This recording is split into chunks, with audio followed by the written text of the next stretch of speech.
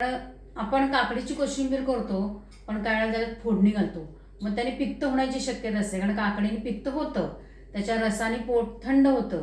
हे जरी खरं असलं तरी काकडीच्या कोशिंबीरीला आपण आज फोडणी द्यायची नाहीये. साधं रायतं केल्यासारखं करायचं आणि खायचं, म्हणजे त्याने पित्तही होणार नाही आणि त्रासही होणार नाही, ढेकरही येणार नाही पित्ताचे किंवा काकडीचे. मग आता त्यामुळे काय करायचं, आपण हे संध्याकाळी खायचे नाही बरं का. काकडी आणि दही संध्याकाळी खायचं नाही, हे फक्त सकाळी जेवणाच्या वेळेत किंवा सलाड म्हणून खाल्लं तरी चालतं.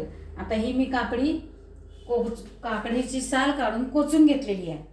त्याच्यामध्ये मी हे कोथिंबीर घालणार आहे.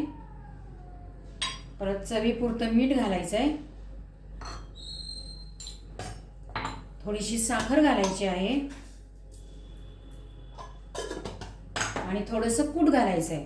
कारण नाही तर नुसतं पाणी पाणी होईल ते, त्यामुळे कूट घालणं थोडंसं गरजेचं आहे. थोडंसं कूट घातलेलं आहे. आता ह्याच्यामध्ये आपण दही घालायचं आणि मिक्स करून घ्यायचं. दही जसं आंबट गोड असेल त्या अंदाजाप्रमाणे तुम्ही त्याच्यात दही घाला.